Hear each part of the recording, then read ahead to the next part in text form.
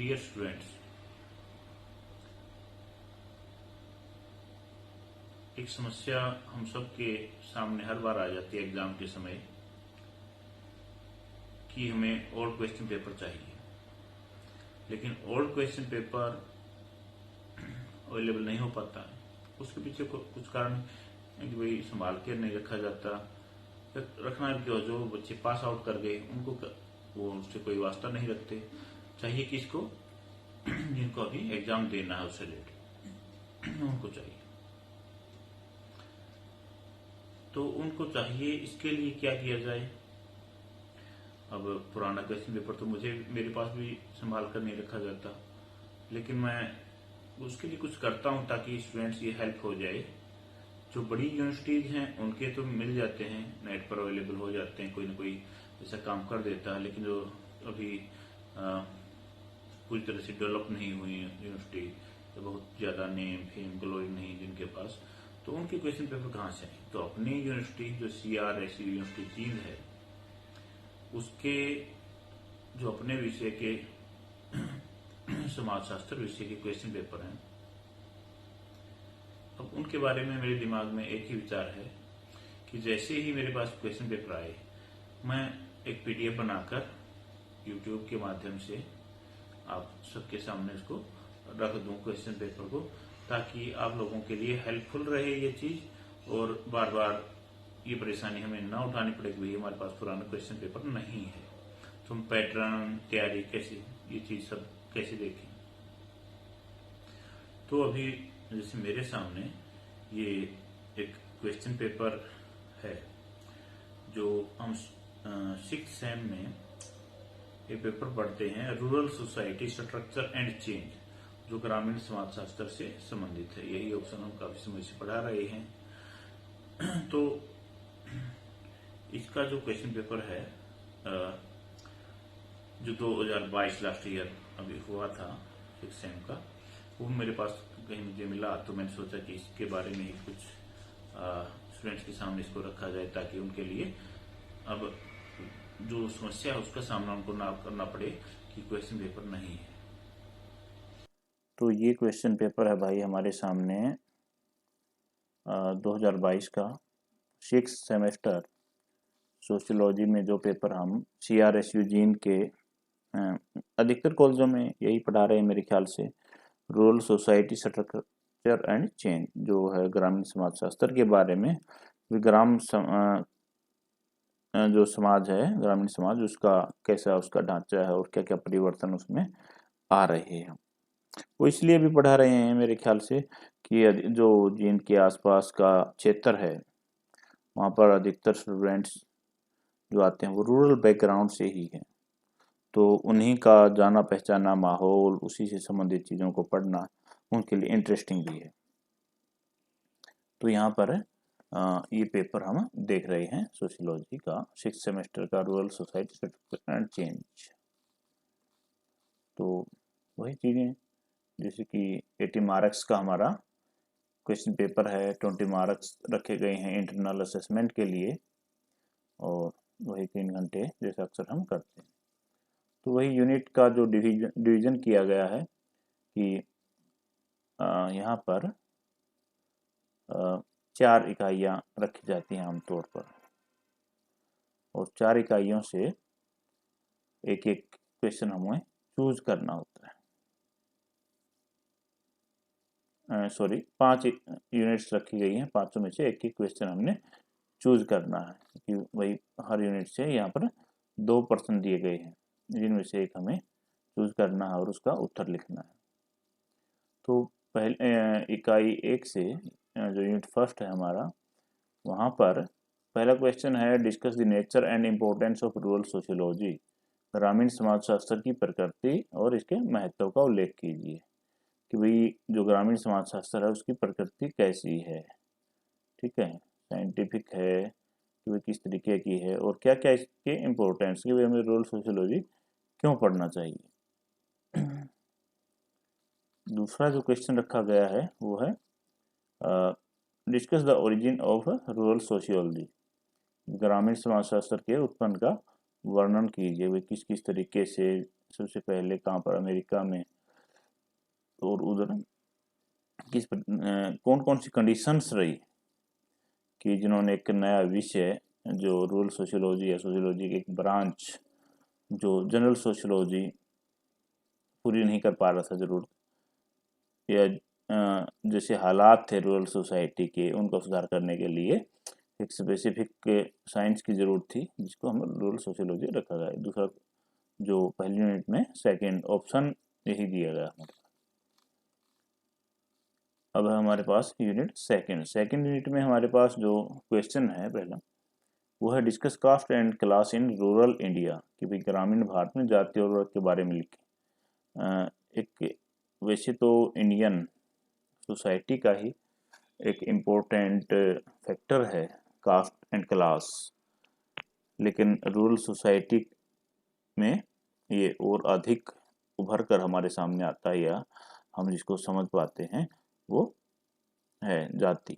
ठीक है, जैसा जैसा हमने देखा कि जाति, caste is an closed class and class is an open system, तो उसके बारे में दोनों को डिफाइन करना है, और दोनों में क्या क्या डिफरेंसेस हैं, रूरल सोसाइटी में क्या हमें देखने को मिलता है सिनेरियो, उसके बारे में है। फिर सेकंड यूनिट के ही जो अथवा में है वो हमारे सामने क्वेश्चन है, write an essay on jajmani system. Jajmani system जो जजमानी व्यवस्था पर एक निबंध लिखने के लिए क्वेश्चन है। जैसा हम देखते हैं कि ग्रामीण समाज के अंदर शायद आजकल के बच्चे तो इस चीज़ को नहीं समझ पाते कि जजमानी व्यवस्था क्या है, लेकिन जैसे हम अपने पेरेंट्स से बात करते हैं, ग्रैंड पेरेंट्स से बात करते हैं, तो तब हमें सुनने को मिलता है कि हाँ भाई जजमानी व्यवस्था नाम की कोई चीज़ हमारे ग्रामीण समाज में रही है।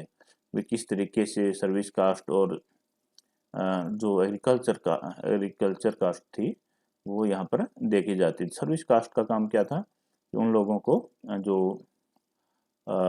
एग्रीकल्चरिस्ट हैं या दूसरे लोग हैं उनको, ये पेरिस्ट हैं, उनकी सेवा करना, या उनके जो काम हैं जैसे बार्बर है उसका काम बाल काटना और दूसरी कुछ सेवाएं प्रदान करना है। उसी तरीके से जैसे पोटर है, कुम्हार जिसको हम कहते हैं, वो बर्तन बनाकर दूसरी जातियों को देता है, उनका उसके बर्तनों के बनाए हुए बर्तनों का यूज करते हैं, लेकिन बदले में उसको अनाज इत्यादि देते हैं। तो इस तरह की एक एक्सचेंज सिस्टम जिसको हम कहते थे, या बार्टर, क्योंकि पहले इकोनॉमी थी जो वो करेंसी बेस्ड नहीं थी, लोग चीज़ों का आदान प्रदान ही करते, तो उससे संबंधित ये पर्सन है हमारे यहाँ। यूनिट थर्ड में हमारे सामने एक क्वेश्चन है ग्रीन रेवोल्यूशन से रिलेटेड।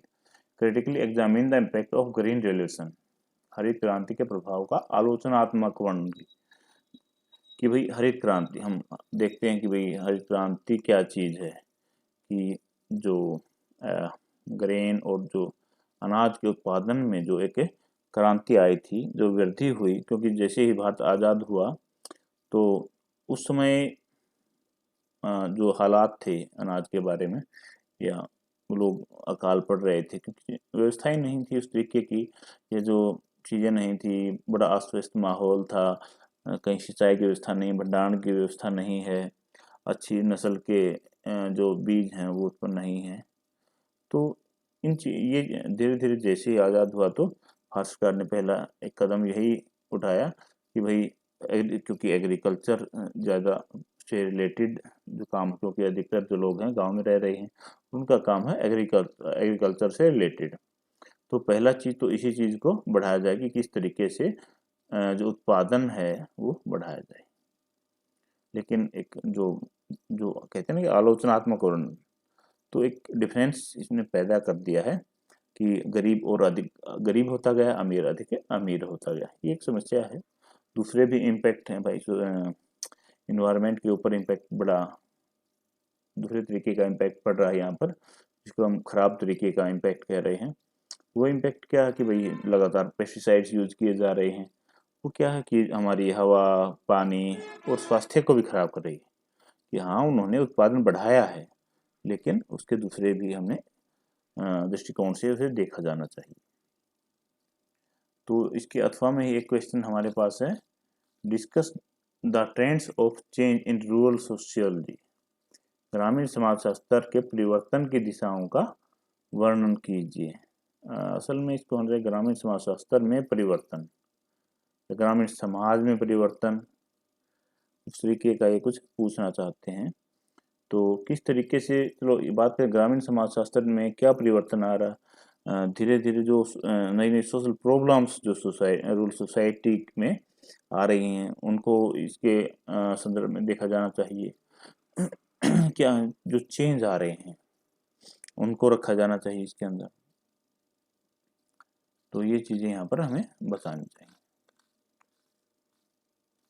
यूनिट 4 के जो क्वेश्चन है वो पहला हमारा, एक्सप्लेन ट्रेडिशनल कास्ट पंचायत, परंपरागत जाति पंचायतों का वर्णन कीजिए। असल में जो जाति पंचायतें हैं, these are the caste councils, कि भाई किस तरीके से जातियों की अलग अलग पंचायतें भी हुआ करती थी। उन पंचायतों का काम क्या था, जो हमारा आज का हम देख रहे हैं ये 3 टायर सिस्टम पंचायती राज व्यवस्था है जो नई, उससे थोड़ा हट के था वो चीज़ कि जो कास्ट डिस्प्यूट हैं, आपस के झगड़े हैं जातियों को उनको सुलझाने इत्यादि के लिए परंपरागत जाति पंचायतें बनाई गई है। आप पर्टिकुलर किसी कास्ट स्पेसिफिक वो अपने ही लोगों का या जो स्टूडेंट्स के लिए स्कॉलरशिप प्रोविजन था, स्कूल कॉलेज, अपनी ही जाति के लोगों का डेवलपमेंट की बात वहाँ पर हो रही थी। ठीक है, तो ये वो चीज़। अच्छा, फिर इसी के अथवा में एक क्वेश्चन है, do you think that new Panchayati Raj act 73rd amendment has been helpful in women empowerment, explain. कि भाई जो नए पंचायती राज का जो 73rd अमेंडमेंट था, 73वां संविधान संशोधन, क्या वो महिला सशक्तिकरण में सहायक हुआ, इसकी व्याख्या कीजिए। तो जैसे 73rd अमेंडमेंट की बात करते हैं हम, तो जो रिजर्वेशन का मामला महिलाओं के लिए, महिलाओं को, क्योंकि एक तरीके से महिलाएं भी मार्जिनलाइज सोसाइटी का एक पार्ट मानी गई है। ठीक है, कि वो क्योंकि उनका जो मेन स्ट्रीम सोसाइटी में कम ही दखल होता था। तो अब महिलाओं को उनका शेयर, क्योंकि भाई हाफ पॉपुलेशन ऑफ वर्ल्ड हैं वो भी, तो आधी आबादी को हम वंचित कैसे रख सकते हैं। तो उनके लिए भी जो सरकार ने रिजर्वेशन का प्रावधान किया, 73rd जो अमेंडमेंट था पंचायती राज एक्ट, तो वहाँ पर उनका भी पार्ट हुआ, क्योंकि वो किसी तरीके से पंच, सरपंच और दूसरे भी जो पंचायत में स्थान है वहाँ पर अपने आप को काबिज रखने में समर्थ हुई है। तो ये भी एक बहुत बड़ा चीज़ है। कम से कम वो जो वेल सिस्टम था, पर्दा प्रथा से निकल के बाहर आ रही हैं, जो चौपालें थी वहाँ पर उनका कोई काम नहीं होता था, वो आ रही हैं, तो कम से कम एक तरीके का एम्पावरमेंट हमें वहाँ पर दिखाई देने को मिल रहा है। तो क्वेश्चन नंबर जो 5 है, यूनिट 5 हमारे पास, यहाँ पर एक कंपल्सरी क्वेश्चन दिया गया। कंपल्सरी क्वेश्चन क्या है कि ईच पार्ट हैज 4 मार्क्स, जो प्रत्येक पर्सन है इसमें सब पार्ट्स हैं, तो 4 अंक उसमें दिए गए हैं। ठीक है, कुल 5 पार्ट इसने बनाए हैं, लेकिन उनमें से कोई 4 हमने इसमें लिखने। सबसे पहले रूरल फैमिली, भाई ग्रामीण परिवार क्या चीज़ है। ठीक है, जैसे हम ज्वाइंट फैमिली की बात करते हैं आमतौर पर, रूरल फैमिली के बारे में जब बात करते हैं तो ज्वाइंट फैमिली उनका सिस्टम क्या था भाई, एग्रीकल्चर बेस्ड था कि कृषि कार्य में अधिक लोगों की जरूरत है, तो उनको ज्वाइंट रहना, ज्वाइंट फैमिली में है। दूसरी व्यवस्था थी लैंड रिफॉर्म, भू सुधार। ठीक है, कि किस तरीके से जो लैंड टेन्योर सिस्टम है उस वहाँ से रिलेटेड है कि किस तरीके से भू सुधार, चाहे वो काश्तकारी प्रथा में सुधार है, चाहे बिचौलियों का अंत है, चाहे एक अच्छी जो ग्रीन रेवोल्यूशन का पार्ट है वो भी इसमें इंक्लूड किया जा सकता है। भाई किस तरीके से जो जमीनों के जो टुकड़े अलग अलग हो गए थे उनको एक जगह चकबंदी जिसको हम कहते हैं वो चीज़ है, बिचौलिए यहाँ से समाप्त कर दिए गए, तो वो इसमें हम लिखेंगे। एक पार्ट है इसमें subject matter of rural sociology, समाजशास्त्र, जो ग्रामीण समाजशास्त्र, उसकी विषय वस्तु क्या हो, क्या उसमें पढ़ाया जाना चाहिए, क्या पढ़ाया जाना चाहिए, क्योंकि अधिकतर उसमें रूरल सोसाइटी से रिलेटेड, चाहे वो रूरल सोशल ग्रुप हैं, रूरल सोशल स्ट्रक्चर है, रूरल पॉपुलेशन है, कास्ट एंड क्लास है जिसको हम, या रूरल पॉलिटिक्स, ये चीज़ें इसमें होनी चाहिए। फोर्थ इसका पार्ट है इसमें चेंजिंग कास्ट रिलेशन, कि किस तरीके से जो जातीय संबंध हैं वो कैसे परिवर्तित हो रहे हैं। जातीय संबंध पहले जैसे अब नहीं रहे हैं, क्योंकि जो सिस्टम पहले था जिसको हम जजमानी सिस्टम कहते हैं वो अब नहीं है। कास्ट काउंसिल्स अब उस तरीके की नहीं है जो पहले थी, कि उन सब के ऊपर कोई है, चाहे वो कानून है या जो लीगलाइज्ड पंचायत सिस्टम है वो वहाँ पर है, तो वो काम करता है। तो इस तरीके से जो